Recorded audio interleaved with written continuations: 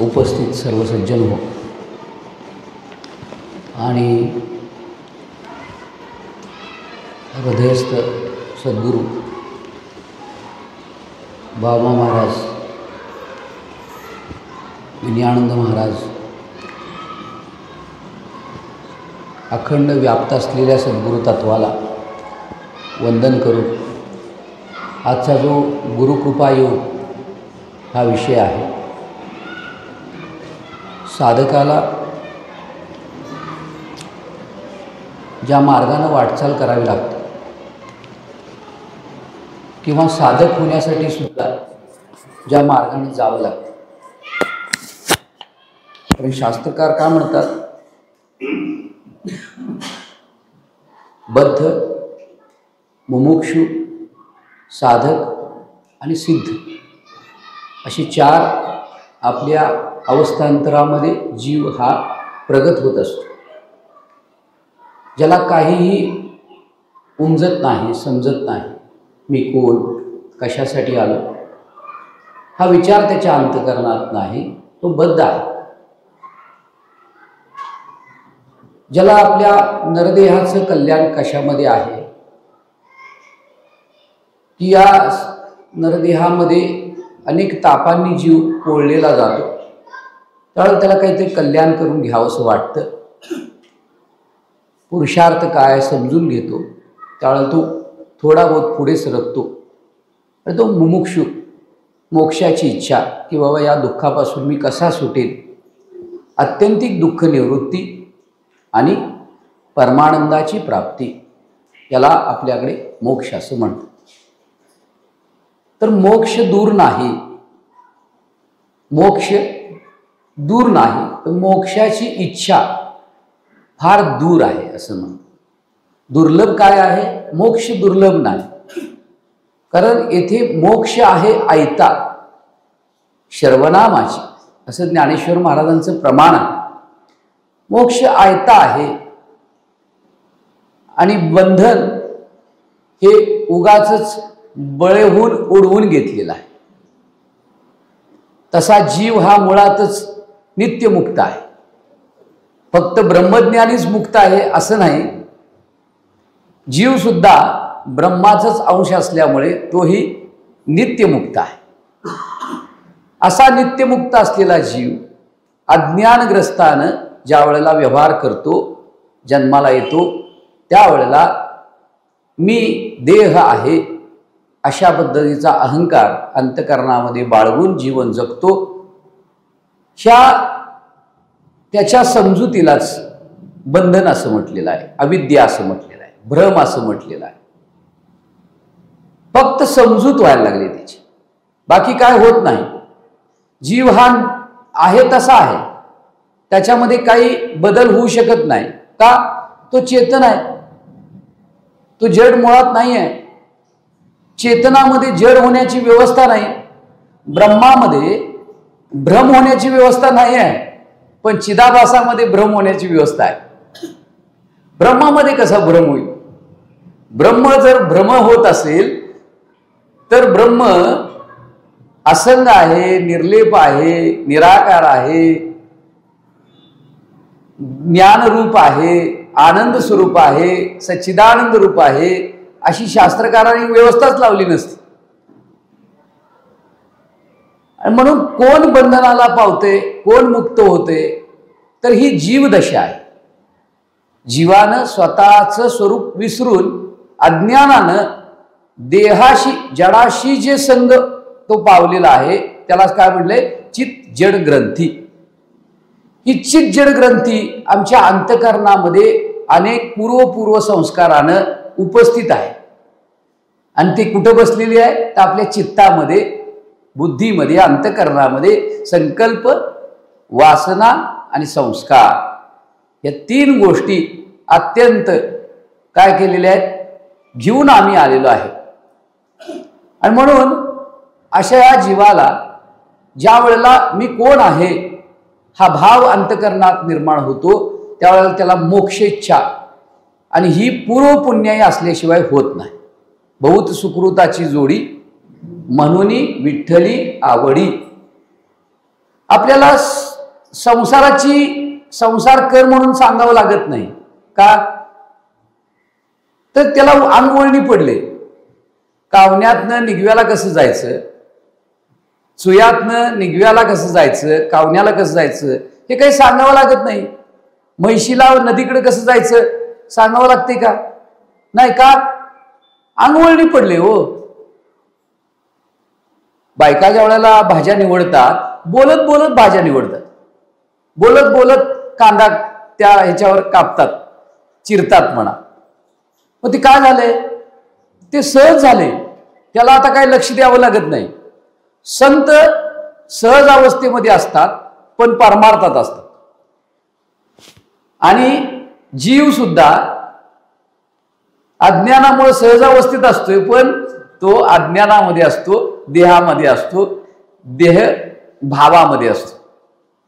ह्या जीवाला त्या देहभावातून काढून देवभावामध्ये नेण्याचं कार्य संत करत असतात. पण याच्याकडे अज्ञान इतकं आहे की जसं हिवाळ्यामध्ये आम्ही वाकळा अंगावर घेऊन झोपतो, काही शाल घेऊन झोपता, काय घेता हिवाळ्यामध्ये थंडी वाजत असली तर काय घेता, शाल घेता, मग काय घेता, जाड जाड, हा जाड जाड, ते काढायला सुद्धा अवघड आहे, दोन लवकर निघत नाही. तसं अज्ञान इतकं आहे आमच्या ठिकाणी, ते इतकं जाड आहे की जसं शेवाळ बाजूल करावं आणि मागं फिरावं तर शेवाळ याने येऊन बसलेलं असते, तसं प्रवचनात आल्यावर बरं वाटते आणि चप्पल घातली की आणि हाय तसं आहे. नुसतं आतमध्ये बसेल त्याचं मन, नुसतं तेवढं ते चिंतन करत असते, तेवढ्यापुरतं त्याचं अज्ञान गेल्यासारखं वाटतं, त्याला आनंद होतोय तेवढाच. पण ते चिंतन सोडलं की कुत्र्याचं शेपूट जसं सरळ होत नाही, ते फुंकणीत, आता ही फुंकणी घालायची चालू आहे, ही आता फुंकणी घालून सरळ करायचं चालू आहे. पण ती फुंकणी काढली, कोणती फुंकणी, ही काना वचनाची या भेटी, ही फुंकणी आहे, हे फुंकायचं चालू आहे आणि ते फुंकून आत जाते. पण तेवढ्यापुरतं त्याला वाटते हा बरोबर आहे, महाराज म्हणतात ते बरोबर आहे, ज्ञानेश्वर महाराज म्हणतात ते बरोबर आहे, बाबा महाराज म्हणतात ते बरोबर आहे, आपण अभ्यास केला पाहिजे, आपण लवकर उठलं पाहिजे, आपण चिंतन केलं पाहिजे, आपण सत्संगाला गेलं पाहिजे. कुठं कधीपर्यंत वाटते, जोपर्यंत तिथं आहे तोपर्यंत वाटते. आणि परत बाहेर गेला की आधी होता वाघ्या, त्याचा झाला पाग्या, काय त्याचे भजन राहीना, मूळ स्वभाव जाईना. संतांचं भजन ईश्वराचं आहे, स्वरूपाचं आहे, जीवाचं भजन प्रपंचाचं आहे, देहाचं आहे. त्याला काय करावं लागत नाही, चहा ठेव म्हणून सांगावं लागत नाही. पाहुणा आला की ते म्हणते काय ज्ञानेश्वरीतली ओवी सांगू असं म्हणताय नाही, आणि पाहुणा बी म्हणत नाही तुमच्याकडे ज्ञानेश्वरी आहे काय, काय तुम्ही हरिपाठ म्हणताय का असं तो पण म्हणत नाही, काय दिव्य अमृत दारातलं एखादं पान वाचताय का म्हणत नाही, किंवा महाराजांनी वृत्तीविहारामध्ये काय सांगितलंय असं पाहुणा विचारत नाही आणि हा पण विचारत नाही, दोघंही विचारत. कारण का, दोघंही समस्थितीत असतात, एकाच वर्गात असतो. म्हणून जे खालच्या वर्गामध्ये आहेत, जे अज्ञानग्रस्त आहेत, त्यांना वरच्या वर्गामध्ये घेऊन जाण्याचं कार्य संत करत असतात. त्यालाच धर्मस्य हे अपवर्गस्य नार्थार्थ योपकल्पते असं म्हटलेलं आहे. धर्म काय आहे तर अपवर्ग आहे. पवर्ग काय आहे, पवर्ग तुम्हाला सांगतो, म्हणजे हळूहळू आपण विषय घेऊया. प फ ब भ आणि म माहिती आहे ना, अ ब क आहे ना, त्याच्यामध्ये काय आहे क ख ग घ घ. मग ते क काय आहे तर तू कोण आहेस, ही बाराखडी आपली. त्याचं उत्तर शेवटी दिलंय, तू ज्ञान करून घे, ज्ञानेश्वरी वाच, संतांच्या जवळ जा, कारण गुरु तेथे ज्ञान आहे. मग आपल्याला हे सांगितले का कुणी, बाराखडीमध्ये पहिला प्रश्न तू कोण आहेस असं बाराखडी ज्यांनी तयार केली, मुळाक्षर व्यंजन ज्यांनी तयार केली, असं कुणी सांगितले का. क म्हणजे कमळ, भाजपचं नव, आतमध्ये पण कमळ भरपूर आहेत, ते संत सांगतात ते कमळ. मग तिथेही तेच व्यवस्था आहे की क पासून ज्ञकडे जाण्याची व्यवस्था ही मानवी जीवनाची काय आहे, खऱ्या अर्थानं प्रवास आहे. आणि ते ज्ञ म्हणजे ज्ञान जे करून देतात त्यांना सद्गुरू असं म्हणतात, त्यांना संत असं म्हणतात. आणि म्हणून संतांच्या बाबतीमध्ये गुरु तेथे ज्ञान, ज्ञानी आत्मदर्शन, दर्शने समाधान. आणि म्हणून हा जीव जो आहे तो काय झाला, पहिल्यांदा बद्ध होता. आता बाबा मला या त्रिविध तापाचा कंटाळा आलाय, जन्माचा कंटाळा आलाय, मरणाचा परत परत कंटाळा आलाय, म्हणून पुढच्या पायरीत जातो. तो काय आहे, मुमुक्षू. मग तो ज्या वेळेला साधक होतो त्याच्यासाठी त्याच्याजवळ 4 गोष्टी आवश्यकता आहेत. त्या कोणकोणत्या आहेत? विवेक, वैराग्य, शमदमादी षटक संपत्ती आणि मुमुक्षत्व. या 4 गोष्टींनी, जसं हे काय आहे, त्याला काय म्हणता तुम्ही, काय म्हणता, व्यासपीठ. आणि घरात असतो तो माच्या असतो, आपला पलंग असतो, त्याला 4 पाय असतात. मग याला किती पाय आहेत? 4 पाय. तसं साधकाचे 4 पाय कोणते? विवेक, आमच्या महाराजांचं नाव आहे विवेक, वैराग्य, शम दम उपरम तितिक्षा श्रद्धा आणि समाधान. हे आता लक्षात राहणार नाही, अभ्यास करावा लागेल त्यावेळेला लक्षात राहील. पण साधकाची ही संपत्ती आहे. काय आहे आमची संपत्ती? कोणती आहे? की एकरामध्ये 80 टन ऊस घालवायचा, ही आमची संपत्ती आहे. पण ती पुढच्या वर्षी राहत्या का? नाही. पण शम दम ही जी संपत्ती आहे की नाही, ही एकदा जर तुमच्याकडे आली तर तिला भीती नाही, पण ती यायला पाहिजे. त्याच्यासाठी डोकं चालवायला लागते सारखं. ते कुठं चालवायला लागते? ते इथं सत्संगामध्ये चालवायला लागते. आमचं डोकं तिकडं चालते, ते इथं चालवायला पाहिजे. त्याच्यासाठी शाळेत यायला पाहिजे. आणि कधी यायला पाहिजे? एकादशीला नव्हे, दररोज यायला पाहिजे शाळेत. आता आमचे महाराज बसल्यात, ते दळवी महाराजांच्याकडे येत होते श्रावणामध्ये 1.5 महिना 1 महिना रोज 3 तास, असं काय 1.5 महिना ना महाराज, 1.5 महिना ते ज्ञानेश्वरी ऐकायला येत होते. आणि त्यांच्या गुरूंकडे त्यांनी 20 वर्ष त्यांनी श्रवण केले. 20 वर्ष एवढ्या कमरेवड्या पाण्या इतपत पाणी असायचं तरी ते यायचे. बोवाळीकर महाराज म्हणून त्यांचे गुरुजी होते. प्रत्येक संतांनी हा अभ्यास केलेला आहे. ज्यांनी ज्यांनी जीवन यशस्वी केलेलं आहे ते आपल्या व्यावहारिक क्षेत्रामध्ये असू दे किंवा आध्यात्मिक क्षेत्रात असू दे, त्यानं त्या क्षेत्रामध्ये आपला जीव, आपला प्राण ओतून काय केलेला आहे, त्याच्यामध्ये अभ्यास केला. ज्ञानेश्वर महाराज म्हणतात की पै अभ्यासाची बळे एक गती अंतराळे, व्याघ्र सर्प प्रांजळे केली एकी, विष की आहारी पडे समुद्र पायवाट जोडे, एक वाग्ब्रह्म तोकडे अभ्यासी केले, म्हणून अभ्यासासी काही सर्वता दुष्कर नाही, या लागी माझ्या ठाई अभ्यास म्हणे. अगा अभ्यास योगू म्हणिजे, हा तू एकू जाणीजे, येणे काही न निपजे ऐसे नाही. हा अभ्यास करावा की जीव ब्रह्मरूप कसा आहे, आणि तो ब्रह्मरूप असेल तर तो जीव का होतो, आणि जीव जर ब्रह्म जर होत असेल तर तो परत जीव होतो का? अभ्यास करा, अभ्यास करा. आपण अभ्यास करत नाही. आता तुम्ही हे ऐकत असाल, कदाचित काही लोक असे असतील की ते पहिल्यांदाच ऐकत असतील. मी तुमच्यासारखाच आहे, मी पहिल्यांदाच ऐकलं होतं.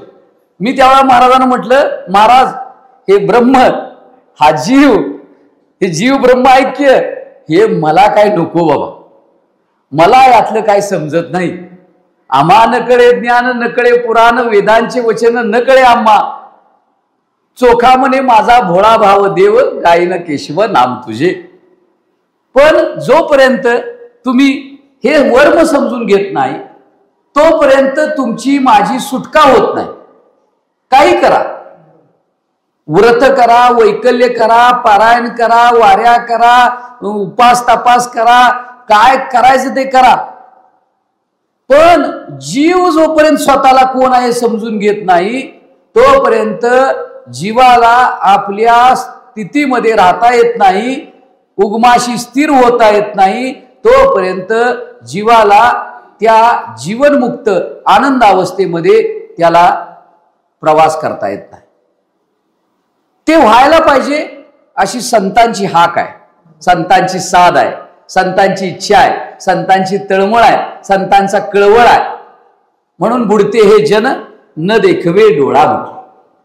ते स्वतः तो जीव सुखरूप असताना अज्ञानग्रस्त होऊन मी स्वतःला असत जड आणि दुःखरूप समजायला लागलो, हे पाहणं, हे अनुभव घेणं, हा भ्रम स्वीकारणं, याचंच नाव बुडणं आहे।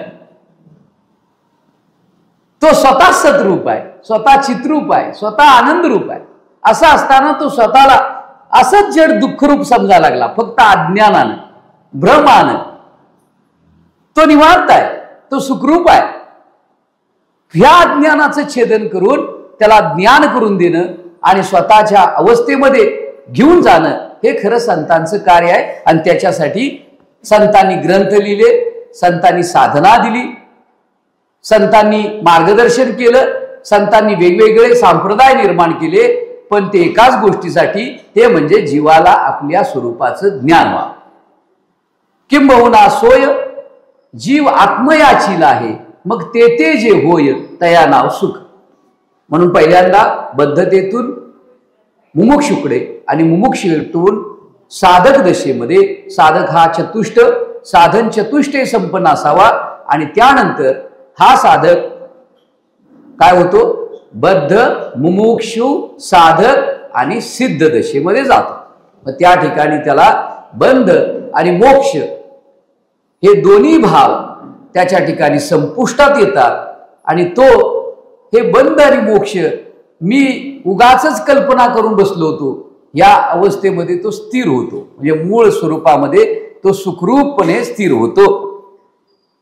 पण हे सगळं कसं होणार, जीव आपल्या स्वरूपाला कसा प्राप्त होणार, तर त्याला एकच बाबा मार्ग आहे आणि ते म्हणजे संतांची संगती, मनोमार्ग गती। सद्गुरु वाचुनी सापडेना सोय, धरावे ते पाय आधी आधी, गुरुचरणी ठेविता भाव, आपोआप भेटे। हे सगळी प्रमाण आहे। मग गुरुकृपा आपल्या जीवनामध्ये होण्यासाठी आपण काय करतो, कारण आजचा विषय काय आहे, गुरुकृपा।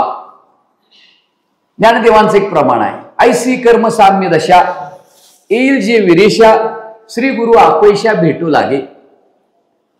ऐसी कर्म साम्य दशा येईल जे विरेशा, श्री गुरु आपैशा भेटू लागे। गुरूंना भेटवावं लागत नाही, त्यांना शोधावं लागत नाही। जसं एखादं फूल उमलल्यानंतर भ्रमराला बोलवावं लागतं का, भुंग्याला बोलवावं लागतं नाही।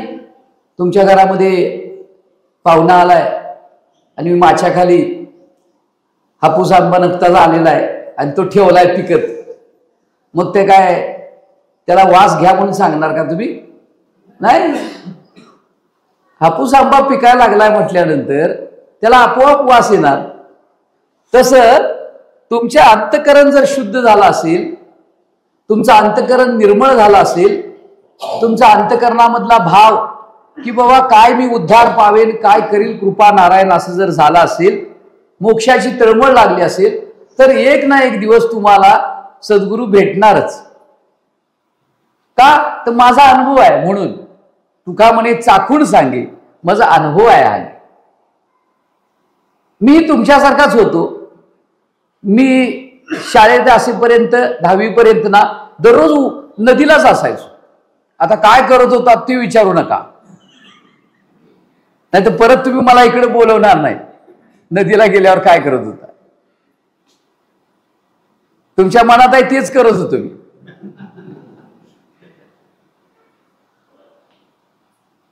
पण ती अवस्था बदलली, हळूहळू बदलते। संतांच्या कृपेचा महिमाच असा आहे की जीवाचं स्थित्यंतर होत असते, जीवाच्या भावाचं अवस्थांतर होत असते। पण तुम्ही संतांच्या जवळ जायला पाहिजे बरं का। त्यांच्या त्या वलयामध्ये गेल्यामुळे तुमच्या अंतःकरणावर त्यांच्या ऊर्जेचा प्रभाव होत असतो, पण ते तुम्ही अनुभवायला पाहिजे. कारण ही परमार्थ आहे ना, ते अनुभवाच्या गोष्टी आहेत सगळ्या.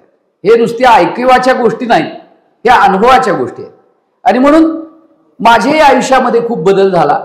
पूर्वीचा आबा आणि आताचा आबा खूप फरक आहे. तुम्ही तसेच व्हा, हळूहळू बदल करून घ्या, असं बाबा महाराज सांगतायत. ते आपले बाच आहेत, बाबा आहेत म्हणजे बाच आहेत, आणि ते म्हणतात बाबा बदल करून घ्या. आता गुरूंची कृपा झाली तर कृपा शब्दाचा अर्थ आहे, गुरु शब्दाचा अर्थ तुम्हाला माहिती आहे. गु म्हणजे अज्ञान आणि रु म्हणजे ज्ञान, प्रकाश. अज्ञानातून प्रकाशाकडे घेऊन जातात जीवाला. आपल्या अज्ञानातून मी कोण आहे या ज्ञानाकडे घेऊन जातात ते गुरु. पुढे शब्द आहे कृपा. ते कृपा म्हणजे काय, तर आमचे विनयानंद महाराज म्हणायचे, कृ म्हणजे कर आणि पा म्हणजे पहा, करून पहा. भात करून पहा, चपाती करून पहा, भाकरी करून पहा. तसं गुरूंनी दिलेली साधना करून पहा. गुरूंनी सांगितलेलं वाक्य आहे त्याच्यावर विचार करून पहा. गुरु ज्यावेळेला एखादं वाक्य सांगतात त्याला काय म्हटलेलं आहे, ध्यानमूलम गुरुमूर्ती, पूजामूलम गुरुपदम, मंत्रमूलम गुरुवाक्यम, मोक्षमूलम गुरुकृपा. की तुम्ही बाकीचं प्रपंच करू शकता, पण मोक्ष व्हायचा असला, बंधनातून मुक्त व्हायचं असलं, की जे बंधन मुळातच कल्पित आहे, वास्तव अभेद आहे, कल्पित भेद आहे. वास्तव आपण सगळे अभेदात आहोत, पण आपल्या ठिकाणी आता कल्पित भेद आहे, आत्ता सुद्धा आहे. तो भेद सोडायला तयार नाही आपली बुद्धी. पण वास्तव आपण जे आहोत ना, एक हरी आत्मा जीव शिव सम, वायात दुर्गम न घाली म्हण. हे वास्तव जे आपलं आहे, आपलं वास्तव स्वरूप, ते आपण विसरलोय. आणि जे आपण नाही तिकडे आपण पसरलोय. म्हणजे पहिल्यांदा विसरलोय, नंतर घसरलोय आणि नंतर पसरलोय. पहिलं आपलं काय झालेलं आहे, विस्मरण, विस्मृती, आत्मविस्मृती, देहस्मृती, आणि मग इंद्रिय आणि विषय यांच्या ठिकाणी आपली काय आहे, धाव आहे. तिकडून काढून जीवाला आत्मविस्मृतीमध्ये ठेवणं, त्याचं नाव महाराज म्हणतात निदिध्यासन. अनात्मवृत्तीचा त्याग करून आत्माकार वृत्ती राखणं, त्याचं नाव आहे निदिध्यासन. ते निदिध्यासन आणि त्याच्याही पुढचं काय सांगितलं संतांनी, तोम पदार्थ शोधन. तोम पदार्थ म्हणजे पहिल्यांदा श्रवण, मनन, निदिध्यासन, आणि त्याच्या पुढचं एक आहे ते म्हणजे तोम पदार्थ शोधन. त्याच्या अगोदर विवेक, वैराग्य, शमदमादी षटक संपत्ती, मुमुक्षत्व, हे आपल्याकडे पाहिजेत. हे 4 जण, 4 मित्र आहेत आपले. आपल्याकडे विवेक पाहिजे. मग विवेक म्हणजे काय, विवेक म्हणजे काय, आत्मा काय अनात्मा काय ह्याचं डोक्यात सारखं भान पाहिजे. ते आपल्याकडे नसते. ते कुठं असते आपल्याकडे, एक आत्मा असंग क्रियारहित असून तद्व्यतिरिक्त सर्व नाशिवंत, मिथ्या, जड, सुखदुःख देणार आहे, विनाशकारी आहे, असं बुद्धीमध्ये ज्ञान असणं, ह्याला विवेक म्हटले. एक आत्मा सत्य आहे, अविनाशी आहे, असंग आहे, क्रियारहित आहे, आनंद रूप आहे, हे आपल्या बुद्धीत सारखं पाहिजे. काय पाहिजे, परत म्हणा, एक आत्मा, एक चैतन्य, हे आनंद रूप आहे, अविनाशी आहे, असंग आहे, हे आपल्या बुद्धीत कायम पाहिजे. त्याद व्यतिरिक्त ते सोडून सर्व दुःखाला, बंधनाला, विनाशाला कारणीभूत आहे. तद व्यतिरिक्त सर्व, आता आपलं काय झालंय, आत्मा तेवढा आपण विसरलोय, तद व्यतिरिक्त सर्व माझ्या सुखाला कारणीभूत आहे, असा आमच्या डोक्यात आता काय आहे, पक्क निश्चय आहे. पक्का म्हणजे इतका पक्का आहे की नाही, तुम्ही विचार करा सकाळपासून आत्म्यासाठी काय केलं सांगा. काय केलं? त्याच्यासाठी काय करावं लागत नाही, तो स्वतः सिद्ध आहे. पण त्याचं चिंतन मात्र करावं लागतं. झोपलेल्या मनुष्याला जाग करण्यासाठी काय करता तुम्ही? आता समजा मी झोपलोय तर काय करता? आबा उठ, आबा उठ. उठतंय की नाही ते? आता झोपलेला असताना त्याला आबा कसं काय कळते हो? झोपलाय, गाढ झोपलाय, पण त्याला ते शब्दानं त्याच्यावर जर फुंकर मारली तर ते जे ज्ञान आहे की नाही, ते ज्ञान त्याच्या ठिकाणी प्रदीप्त होते, ते प्रगट होते. तसं संतांनी बोधरूपी शब्दाची फुंकर मारून मारून मारून मारून ते जे आत्मचैतन्य आहे ना, ते काय होते? साधना काय? आत्मचैतन्याची जागृती करणं ही साधना आहे. आणि आत्मचैतन्य विस्मरण होणं याचं नाव काय आहे? अज्ञान आहे. याचं नाव जीवदशा आहे. याचं नाव संसार आहे. आणि म्हणून हा प्रवास आपल्याला करायचा आहे. कोणकोणता? बद्ध, मुमुक्षु, साधक आणि मग नंतर तो सिद्ध होणार. आता याच्यासाठी गुरुकृपेची आवश्यकता आहे. आणि कृपा शब्दाचा अर्थ आहे करून पाहणे. मग आता संतांची कृपा झाली आणि प्रमाण काय? तर झाली संत कृपा झाली, आली इमारत फळा आली, ज्ञान देवे रचिला पाया, उभारिले देवालया, नामातयाचा किंकर त्याने केला हा विस्तार. त्याचा अर्थ काय लावायचा हो सर? तर पहिल्यांदा संत तुझा अंतकरण बघून नाम देतात. नामानं काय होते? चित्तशुद्धी होते. नामानं मागचे जे पाप आहेत त्याचा परिहार होतो. हळूहळू ते कमी होतात नामानं. म्हणून ऐसा नामाचा महिमा तुका म्हणे झाली सीमा. पण संतांचं नाम वेगळं आहे. ते अनाम असलेल्या स्थितीला घेऊन जाते. ते संतांचं नाम ते 2 संधीमध्ये शोधा असं संत म्हणतात. 2 संधीमध्ये ते नाम जे अनाम स्थिती आहे ती शोधा असं संत सांगतात. आता पहिल्यांदा नाम तरी समजू दे, नाम तरी घेऊ दे. कारण का हरिमुखे म्हणा, हरिमुखे म्हणा, नामातयाचा किंकर. ते नाम तू त्या परमेश्वराकडे जाण्याचं किंकर आहे. ते नाम आम्ही घेतो का? नाही घेत. मग आमच्याकडे ती किंकर व्यवस्था नाही, नाम घेत नाही आम्ही. पण आम्हाला संसार मात्र भरपूर आवडतो, पण नाम घ्यायला आम्हाला आवडत नाही. काय 10 मिनिटं आपण रोज नाम घेतो, अर्धा तास रोज नाम घेतो, असं नियम आपल्याकडे आहे का हो? आम्ही सकाळी चहा घेतो, दुपारी चहा घेतो, सकाळी जेवतो, नाश्ता करतो, संध्याकाळी जेवतो, आणि कुणी जर दिलं तर आम्ही खातो. आम्ही त्याला नाही म्हणत नाही. पण नाम घेण्यासाठी आमच्याकडे वेळ नाही. बाकी सगळं गप्पा मारता की नाही? मारता ना?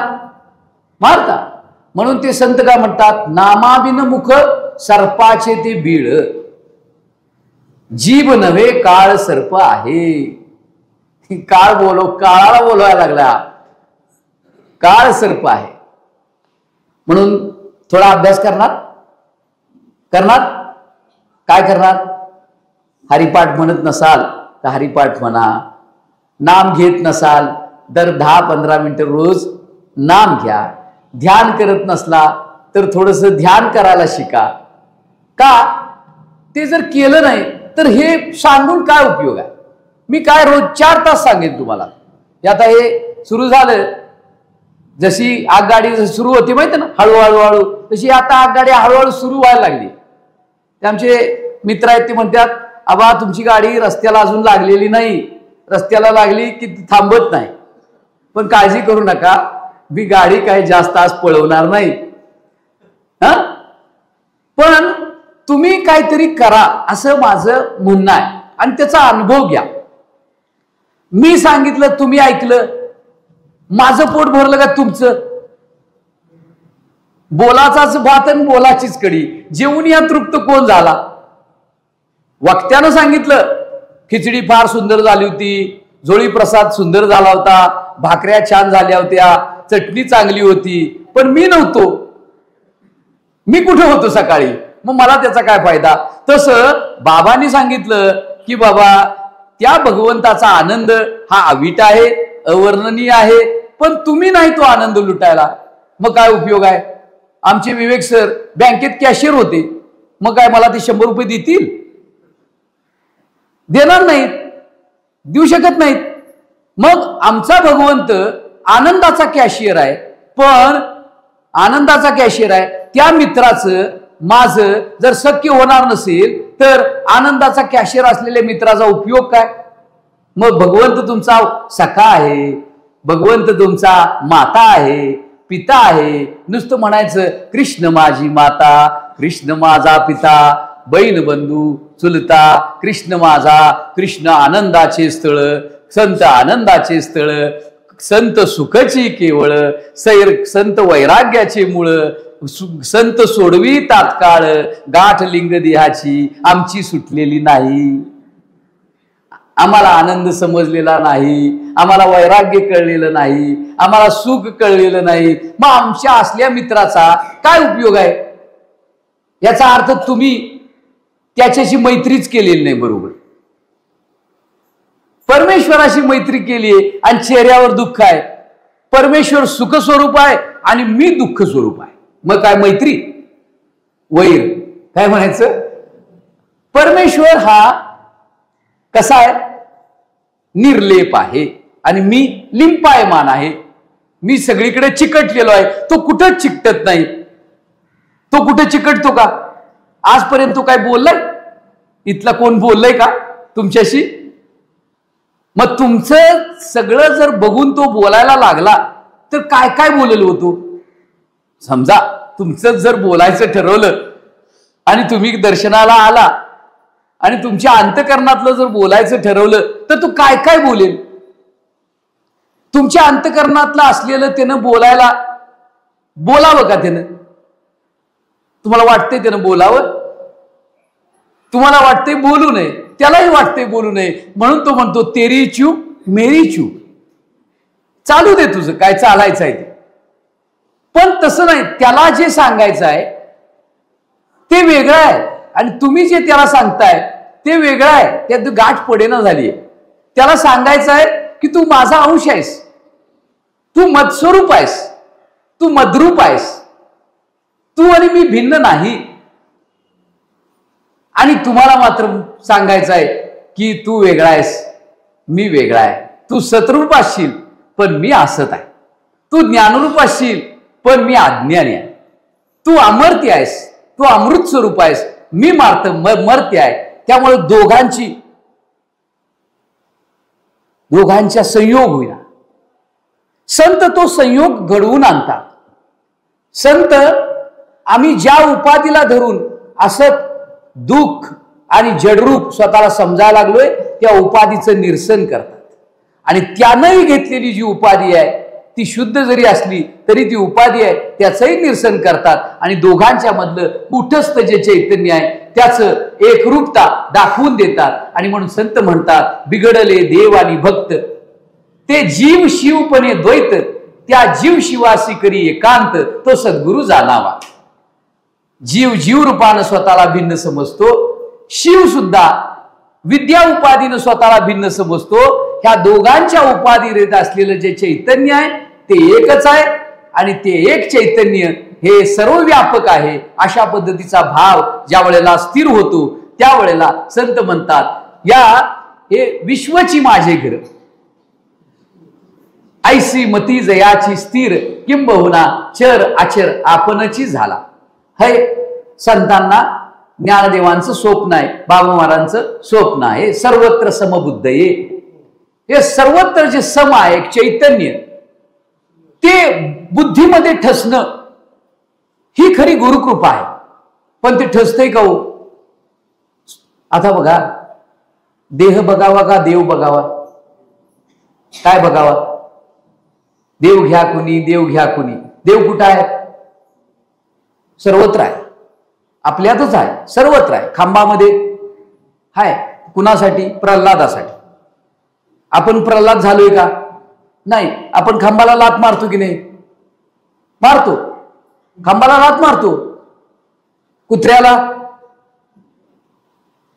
का? कुत्र्याला ते कुणी नामदेव महाराजांच्या सारखं किंवा कोण माग लागलो होतो? महाराज नामदेव महाराज. कधी गेलाय माग?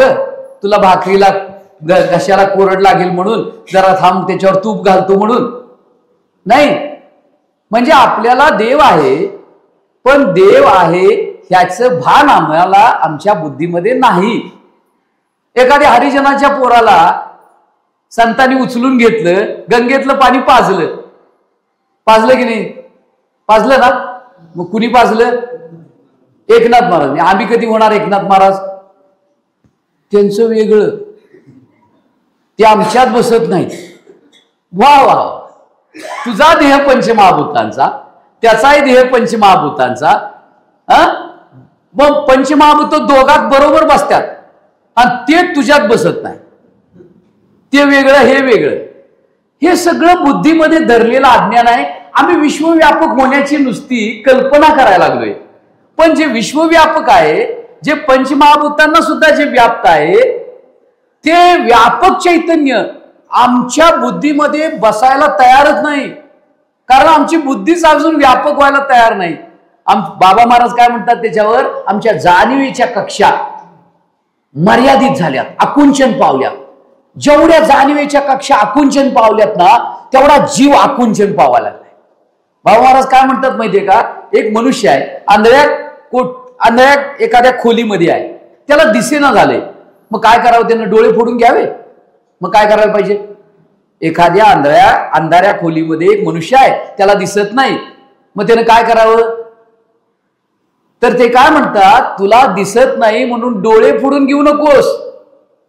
विनयानंद म्हणायचे, जरा थांब तिथं अंधाऱ्या खोलीमध्ये, जरा थांब. थांबल्यावर काय? बावली मोठी होती तुझी, बावली, तुझी डोळ्याची बावली, आणि मग त्या अंधारात सुद्धा तुला दिसायला लागते.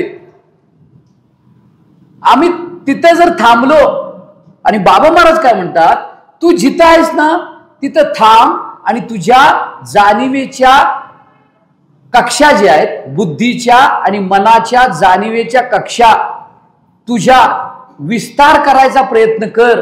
तुझी दृष्टी रुंदावण्याचा प्रयत्न कर. संत काय करतात माहितीये का? सृष्टीत बदल करत नाही. सृष्टीत बदल करत नाहीत. का? ऊसात बदल आहे, भाज्यात बदल आहे. बाबा 60 वर्षापूर्वी भाजी तांदळीची होती आणि ती आता बदलत आता भोपळ्याची झाली, असं झालंय का? नाही. बरं, तांदळीची भाजी कोणी तयार केली हो? भोपळ्याची, तांदळीची, हरभऱ्याची, शेपूची, चाकवताची, ऊस, त्यानंतर घेवडा, वरणा, हे तुम्ही तुमच्या आबाजांनी तयार केले? कुणी? अहो, ते ईश्वरानं तयार केलंय सगळं. त्याच्यात बदल करता येत नाही. आता तुम्ही म्हणाल मी बदल करतो, नाही. आणि बदल जरी करायचं असलं की नाही, त्याचंच घ्यायला लागते मटेरियल. मग तुम्ही त्याला त्या उसाला आणि काय करता, संकरित करा, हे करा, पण मूळ बेस आहे की नाही त्याचाच घ्यायला लागते त्याला, दुसरं काय नाही. आणि जरी काय केलं तर त्याच्याच जमिनीत पेरायला लागते. तुम्ही म्हणाल मी जमिनीत नाही पेरणार, आकाशात पेरतो. आकाश मी तेजच आहे. कुठं काय करायचंय की नाही, त्याच्या सत्तेवर, त्याच्या सत्तेशिवाय तुम्हाला जाताच येत नाही कुठे. त्याच्या चाले हे शरीर कुणाची आहे सत्तेमध्ये, त्याच्या सत्तेशिवाय नाही जाता येत नाही. म्हणून ईश्वराची जी सृष्टी आहे की नाही, ही शुद्ध आहे. ईश्वराची सृष्टी कशी आहे? शुद्ध आहे. आणि जीवाची सृष्टी आहे की नाही, ती बाधक आहे. शेपू चांगला का वाईट? सांगतो म्हणजे थोडं सांगतो, पुढे जातो. शेपू चांगला का वाईट? ज्याला आवडते त्याला चांगला, ज्याला आवडत नाही त्याला वाईट. बऱ्याच जणांना आवडत नाही. कारल्याची भाजी आवडत नाही, कडुलिंब आवडत नाही. पण बघा, ईश्वरानं केलं त्याच्यावर जीव काय करतोय माहितीये का? चांगलं आणि वाईट हे गुणदोष आरोपित करतो. एखादी स्त्री बघितली, एखादा पुरुष बघितला तर देव दिसतोय का त्याचे गुण आणि दोष दिसतात? आणि इथं काय? संतांनी सरता केलो तैशापरी चंदना आणि बोरी व्यापिल्या, गुणदोष याती न विचारू काही, ठाव दिला पायी आपुलिया. वा वा. गुणदोष याती न विचारू काही. पहिलं गुण विचारते. काय दिसते? माणूस दिसल्यावर काय दिसते? ती वय तूच तेवढी सुंदर, तूच तेवढी स्वच्छ, तूच तेवढा निर्मळ, तूच तेवढा पवित्र. आणि तो ईश्वर बघून घेईल ना, त्याचं कर्म बघून घेईल. जिसका पाप उसके पास, हम क्यों उदास. आता दिवसभर आम्ही या जिभेनं आजपर्यंत निंदा केली की नाही? बोला. केली. संत काय म्हणतात? निंदा करा का करू नका? करू नका. आम्ही काय करतो? करतो. मग त्याचं पाप कुणाच्या माथ्यावर बसणार? आपल्या म्हणजे कुणाच्या? जीवाच्या. जीवाच्या. मग ते जीव जाताना हे संकल्प, वासना, संस्कार हे सूक्ष्मदेह घेऊन जाते पुढच्या साच्यात. आणि तिथं हे मागचं रेकॉर्डिंग आहे, तिथं चालू होते परत. मग ह्या गावात ते केलं, आता पुढच्या कुठल्या गावात जाईल तिथं तेच करायचं, परत तिथं ते करायचं, आणि परत ते घेऊन सगळं पुढे जायचं आणि तिथं पण तेच करायचं. मग असं किती दिवस करायचं? ह्यातनं काय सुटायचं आहे का नाही सुटायचं? काय हेच करत बसायचं? मग हे निंदा करतोय आम्ही, चाडी करतोय, शिव्या देतोय, मत्सर करतोय, द्वेष करतोय, आणि गुरुकृपा काय करणार त्यात? गुरुकृपेचं जे बीज आहे ते धारण करण्यासाठी, त्याचा वटवृक्ष होण्यासाठी जी अंतकरणाची भूमिका पाहिजे, संत काय म्हणतात? तया स्वंत करंजिता सकळ कामोपशांता, परमात्मा परोता दूर नाही. का मुडावून बीज काढिले आणि निर्वाळली या भूमी पेरिले, तरी ते सांडी विकुरी गेले म्हणूये काय. ज्ञानेश्वर महाराज म्हणतात मुळातनं बीज काढता. कधी? पेरायच्या वेळेला. मूळ म्हणजे मुळा ठेवतं ना, साठवणीचं बी असते बघा, त्याच्यात राख वगैरे घालून ठेवलेली असते, ते काढता तुम्ही. कधी? पेरायच्या वेळेला. मग कुठल्या जमिनीत पेरता? सड काढलेली आहेत, ढेकळं फोडलेली आहेत, त्याला घात आलेली आहे, आणि मग त्यावेळेला काय करतोय आपण? ते पेरतोय. मग कसली ढेकळं? ही रज तम ही ढेकळं आहेत आतमध्ये.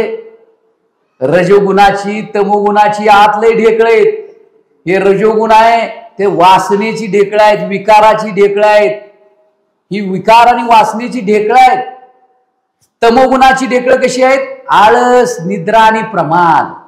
गुरु भेटले, गुरुनी साधना दिली, गुरुनी सांगितलं हरिपाठ वाच, पण तो आळस, निद्रा आणि प्रमाद मध्ये येतोय.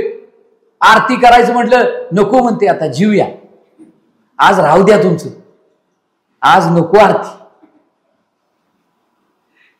आणि करायची असली तर माझी करा म्हणते. कोण म्हणते? बायको. देवाची भरपूर केली, माझी आरती करा, कारण मी तुम्हाला जेवायला घालते. देव काय तुम्हाला जेवायला घालत नाही. गमतीचा भाग सोडून द्या. ही ढेकळं आम्ही फोडलेत का? ही रजतमाची ढेकळं, काम, क्रोध, लोभ, मोद, मोह, मत्सर, ह्याची ढेकळं आम्ही फोडल्यात का? फोडल्यात. मला तर तुम्हाला सांगतो प्रसंग. आमचा एक मित्र एस्कॉन मध्ये आहे, हरिराम हरे कृष्णामध्ये. गेली 15 वर्ष तो रोज 16 माळा जप करतो सर. परवा बायकोनं काहीतरी त्याच्या मनाच्या विरुद्ध घरात काहीतरी केलं, त्याचा इतका पारा चढला, तो बायकोला शिव्या द्यायला लागला. बायको हसायला लागली, तो शिव्या द्यायला लागला, तो हसायला लागला म्हणून आणखी जास्त चिडला, तो मारायला धावला, ती हसायला लागली. तुम्ही का हसताय? शूटिंग करण्यासारखा प्रसंग आहे म्हणली. माळेचा परिणाम. कशाचा? हे तुमचा जो आता अवतार आहे का नाही, ह्याचं शूटिंग करून आपल्या ग्रुपवर टाकण्यासारखा आहे म्हणले. 15 वर्ष माळा जपताय त्याचा परिणाम. तसं आमच्या आतमध्ये गुरुकृपा झाली, गुरु भेटले, गुरुनी साधन दिलं, तर बघायला नको हे चाडी करायचं बंद झालं का? हे चोऱ्या करायचं बंद झालं का? आमच्या इथं समोर बाग आहे, ती एक बाई येते, शंकराला जाते, जाताना त्या दुसऱ्याच्या बागेतली फुलं तोडते, पदराखाली घेते आणि शंकराला वाहते. शंकराला कळत नसेल, एवढा भोळा शंकर नाही आमचा. त्या फुलामध्ये जो आहे आणि पिंडीमध्ये जो आहे, हातामध्ये जो आहे, त्याच्या अंतकरणामध्ये जो आहे, असा सर्वव्याप्त शंकर आहे. त्याला कळणार कसं नाही? मग तुम्ही फसवणार त्याला. आम्ही फसवतोय, फसवण्याचा प्रयत्न करतोय आम्ही, पण तो फसू शकत नाही. कारण का? आकाशासारखा व्याप्त आहे. कुणाला फसवणार तुम्ही? तुम्ही स्वतःला फसवताय. म्हणून महाराज आमचे म्हणायचे, दुसऱ्याला टेस्टर लावू नका, स्वतःला ताप किती कमी झालाय बघा, आमच्या स्वतःतलं क्रोध किती कमी झालाय बघा. आणि बघायचं असलं ना, संसार ही उत्तम शाळा आहे. बायकोनं काहीतरी चुकीचं करावं आणि आमचा पारा चेक करावा, टेम्परेचर बघावं ना. काम क्रोध केले घर रीते, बोलावा विठ्ठल, पाहावा विठ्ठल, करावा विठ्ठल. किती सुंदर वाटते नाही? तुका म्हणे देह वरिला विठ्ठल. वा वा, अरे अरे अरे, काय दिसतो की विठ्ठल, तुझ्या चेहऱ्यावर सगळा विठ्ठल दिसतो. असा विठ्ठल आहे सोपा. अहो 18 लाख, त्यावेळचे 18 लाख मी ऐकले ते गंगेमध्ये सोडले. त्या ह्याच्यामध्ये काय अंतकरणाची अवस्था असेल? सोडता का 18 रुपये कुणाला? काय आमचं अंतकरणातलं गेले सांगा बरं? कशी गुरुकृपा होणार? कारण त्या गुरुकृपा होण्यासाठी जी जमीन पाहिजे ती जमीनच अजून तयार नाही. संतांनी बीज पेरलंय हो. बीज पेरलं नाही का? तुकाराम बीज आम्ही केली नाही काय? किती वेळा केली तुकाराम बीज? तुकाराम, तुकाराम, तू राम नाहीस, तूही राम आहेस. पण हे बीज पेरून सुद्धा का उगवना? का उगवना? मी नालायक आहे उगवते, मी मूर्ख आहे हे उगवते, मी देह आहे हे उगवते, मी ब्रह्म आहे उगवत नाही. मी निर्लेप आहे, मी निसंग आहे, मी आनंद रूप आहे, मी सुखरूप आहे, मी अजन्म आहे, मी अक्षर आहे, मी अक्षय आहे, मी अविनाशी आहे, मी अद्वय आहे, मी व्यक्त आहे, मी अव्यक्त आहे, मी अचल आहे, मी स्थिर आहे, मी शुद्ध आहे, मी शाश्वत आहे. हे उगवते का उगवना? कारण मोसमी आंबा यायचा असला का नाही, ते कोकणातच जायला लागते. मोसमी आंबा, आपला हापूस आंबा, ते कोकणात जावं लागते. काही गोष्टी काही ठिकाणी आहेत. तसं परब्रह्माचं पीक येण्यासाठी एक अत्यंत आवश्यकता आहे, आणि ते म्हणजे निर्मळ असलेलं अंतकरण. निर्मल, मलरहित. एकदा आरसा स्वच्छ झाला की सूर्याचं प्रतिबिंब दिसायला वेळ लागत नाही का? दिसेल? नाही दिसणार. आणि धूळ असली तर? सूर्य आहे पण दिसणार नाही. सूर्य आहे पण दिसणार नाही का? तर आरशावर सगळी काय आहे? धूळ आहे. तसं या अंतकरण रूपी आरशावर फार धूळ आहे हो. आणि आम्ही धूळ वाढवायला लागलोय रोज, घाण वाढवायला लागलोय रोज. हे मल विक्षेप आम्ही वाढवायला लागलोय. आवरण तर अगोदरच आहे, हे वाढवायला लागलोय. आणि म्हणून हे जर आम्ही वाढवत राहिलो तर मग बाबा गुरुकृपेचं जे फळ आहे ते म्हणजे साधकाला होणारी परब्रह्माची प्राप्ती, ती होणार नाही. हा जीवन असंच जाईल. पण त्या जीवनाचं जे एक उत्कट अवस्था आहे किंवा ती भावावस्था आहे जी सद्गुरूंना अपेक्षित आहे, किंवा त्या साधकाला येणारे जे अनुभव आहेत ते होणार नाही. सद्गुरु कृपेनं काय होते तर आपली दृष्टी ही जी आहे ती शुद्ध होत असते. सृष्टी नाही, सृष्टी आहे तशीच, सृष्टी तशीच, फक्त लोकांकडे बघण्याचा भाव आहे ना बदलतोय. आता तुम्ही काय करायचं, मी काय करायचं, तर एखाद्या मनुष्याकडे जिकडे माझं भांडण आहे ना त्याच्यामध्ये देव बघायला शिकायचं. एवढी साधना करायची. काय करायचं? जिचं माझं भांडण आहे, मग कुणाचं भांडण आहे तुमच्याशी? सासूचं. मग पहिल्यांदा सासूत देव बघायला शिका. आणि सासूनं काय करायचं? सुनेत देव बघायला शिकायचं. गुण दोष बघायचे नाहीत. जमेल नाही जमणार, जमला पाहिजे, नाहीतर मग आपला परमार्थ काय उपयोगाचा नाही. हे साध्या साध्या गोष्टी. बर, उसात देव बघायला शिकाल. उसात ऊस हो, मग त्या उसाला हात लावताना नमस्कार करायला शिकाल. केलाय आजपर्यंत? वरणाच्या शेंगाला हात लावताना नमस्कार केला? शेपूची भाजी निवडताना मग तुम्हाला देवाला कधी नमस्कार करणार? इथल्या आणि घरातल्या. देव सगळीकडे आहे, नमस्कार एका ठिकाणी इथं केला की सगळीकडे पोचतोय ना. आता विश्वात्मके देवे येणे वाघ यज्ञे तोषावे. ह्या वाघ यज्ञातनं त्याचा संतोष आहे. मग माझी वाणी सुद्धा तशी व्हायला पाहिजे जसा तो आहे. विनयानंद महाराज म्हणायचे, देवानं जर आम्हाला तयार केलं असतं तर आम्ही देवासारखे झालो असतो, पण देवालाच आम्ही तयार केल्यामुळे देवच आमच्यासारखा झालाय म्हणजे. नाही कळालं?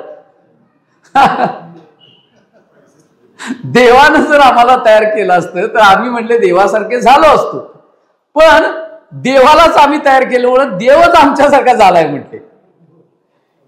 घरात जाऊन कधीतरी विचार करा काय म्हणते ते. असो, पुढे जाऊया आपण. आपल्या अंतःकरणामध्ये भावाची शुद्धी व्हायला पाहिजे. कशाची? भावाची. भाव म्हणजे काय? असणे. पण लक्ष ठेवा, आता गाडी काय होते? चढायला लागते. काय होते? गाडी चढ लागला ना कुचमते गाडी.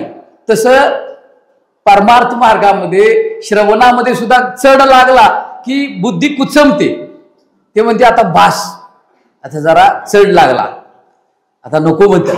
कारण काय, हे विषय एवढा सोपा नाही आणि ह्यात सूक्ष्मता भरपूर आहे. कारण का, जो गुरुकृपा बाबा महाराजांना अपेक्षित आहे साधनेतली, हे आता साधनेच्या अलीकडचं सगळं चालू आहे. साधनेला अजून प्रवास करायचा आहे. त्या साधनेमध्ये येणारी विघ्न, मग ती लय असेल, विक्षेप असेल, कषाय असेल, रसस्वाद असेल, ती विघ्न, त्याचं निराकरण. मग ज्ञानाच्या भूमिका आहे. शुभेच्छा, सुविचारणा, तनुमानसा, सत्वापस्ती, असंसती, पदार्थ भावना, तुर्यगा. त्यानंतर साधनेमध्ये त्या साधकाचा प्राण, खाली वाहणारा अपान, वर वाहणारा प्राण, हा सुषुम्नेमध्ये कसा मिळतो आणि सुषुम्नेच्या द्वारे तो ज्या वेळेला वर चढत असतो त्यावेळेला षटचक्र भेदन कसं होतं. षटचक्र भेदन होत असताना त्या प्रत्येक पाकळ्यावर, प्रत्येक कमळावर त्या साधकाला काय अनुभव येतो, हा साधकानं अभ्यास केला तर कळणार. आता तुमच्यापैकी किती लोक ध्यान करतात? इकडे इकडे सांगा पहिल्यांदा. किती? एवढे ध्यान ध्यान किती लोक करतात? दीक्षा किती लोकांनी घेतली? दीक्षा दीक्षा सद्गुरूंची दीक्षा किती लोकांनी घेतलीये? कोण हात वर करेना, काय नाही. घाबरू नका. कशाला लाजायचं त्यात? काय लाजायचं आहे त्यावेळेला? 1000 रुपये देतो म्हणला तर सगळ्यांनी हात वर केला असतं. बरं असू दे, 5% 5 लोकांनी घेतली असं समजा. इकडे 10% लोकांनी घेतली. तर सकाळी साधना करावी असं म्हणतात. सकाळी म्हणजे कधी? सकाळी उठल्यावर. पण प्रत्येकाची सकाळ वेगळी आहे. संतांची सकाळ वेगळी आहे, प्रातःकाळ वेगळा आहे, ब्रह्ममुहूर्त वेगळा आहे. सूर्योदयाच्या पूर्वी 2.5 तास उठावं असं म्हणतात. ते काय आता आपल्याला जमणार? 4 वाजता कोण कोण उठते? 4 वाजता? 3:30 ला नाही. तर तुम्हाला सांगतो काय झालं, सांगतो आता. काय 4:52 झाल्यात, आम्हाला 5 वाजता जायला पाहिजे, कारण महाराजांचं प्रवचन आहे कोल्हापुरात 6 वाजता. पण आपण कधीतरी ना अशा संसारासाठी वेळ काढतो ना, परमार्थासाठी वेळ काढूया. काय बोलायचं नाही त्या दिवशी. बोलू ऐसे बोल जेने बोले विठ्ठल डोले. विठ्ठल डोलायला पाहिजे. आतला विठ्ठल, बोलावा विठ्ठल, पहावा विठ्ठल. पाहतोय का मी? हो, काय गाणं असं सुंदर म्हणतात, बोलावा विठ्ठल. कुणी कुणी बोलावा? पहावा विठ्ठल, करावा विठ्ठल जीव वाव. ते असं तेवढं ऐकलं, बाहेर आलं की नाही की कोल्हापूरची भाषा सुरू. तुम्हाला माहित आहे रण सुरू होते. कळालं. राम नव रण सुरू होते भाषा कोल्हापूरची.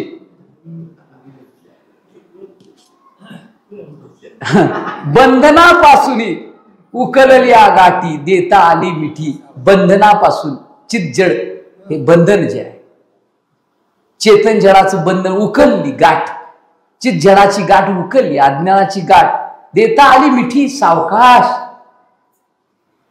सावकाश स अवकाश. तुका म्हणे देह भरिला विठ्ठल. माझा फक्त नाही, माझा भरला नाही, जर तुमचा भरला ना तर सगळं भरलं बघा. भरला घनदाट हरी दिसे वास, विठ्ठल जळी स्थळी भरला, रिता ठाव नाही उरला, तो म्या दृष्टीने पाहिला, विठ्ठलची विठ्ठलची विठ्ठलची. पाहणार विठ्ठल, पाहणार काय? विठ्ठल कसा आहे? सत्य तू जो सतरूपानं सर्वत्र व्याप्त आहे ना, सतरूपानं, त्याच्या सत्तेशिवाय काहीच नाही. त्याच्या सत्तेशिवाय पंचमहाभूत नाही, त्याच्या सत्तेवर शिवाय माया नाही, त्याच्या सत्तेशिवाय गुण नाही, त्याच्या सत्तेशिवाय काहीच नाही. तो आहे म्हणून सर्व आहे, आणि सर्व नसलं तरी तो आहेच. असा हा सतरूप विठ्ठल जळी स्थळी भरला, रिता ठाव नाही उरला, तो म्या दृष्टीने पाहिला. ही खरी संत कृपा आहे, ही खरी गुरुकृपा आहे. आणि ती गुरुकृपा आपल्या सगळ्यांच्यासाठी होण्यासाठी साधना मात्र, अभ्यास मात्र करायला पाहिजे बाबा. कारण का इथं वर वडून घेण्याची व्यवस्था नाही, पुढच्या वर्गात घालण्याची व्यवस्था नाही. बाय मी गुरवीन होईन, फुकटचा नैवेद्य खाईन, स्वयंपाक काय करणार नाही ग, असं चालणार नाही. इथं तुला गुरवीन जर व्हायचं असलं तर गुरवीन, गुरुची गुरवीन, गुरुवीन आणि गुरवीन आणि गरवीन. गरवीन इथं चालत नाही, इथं गुरुवीन चालते. गुरुवीन म्हणजे गुरुशी एकरूपता, आणि गुरुवीन नाही. इथं गुरु विणतो, गुरु बांधतो, गुरु सोडवतो. गुरुविन नाही. गुरुविन कोणी नाही सोडविता, पुत्र बिंदू कांता संपत्तीचे. तर कुणी सोडविता नाही. तुम्हाला असं वाटते कुणी सोडविता नाही? तुकारामांना वाटलं हरिविन कोणी नाही सोडविता, पुत्र बंधू कांता संपत्तीचे. तुका म्हणे मज नव्हती कोणी, तुझं चक्र पाणी वाचून. असं मला कधी वाटणार की देवा तुम्हाला कधी सोडवणार? कधी म्हटला इथे येऊन तुम्हाला कधी सोडवणार म्हटला? म्हणलो नाही. आलो माझ्यावर लक्ष ठेव, माझ्या संसारावर लक्ष ठेव.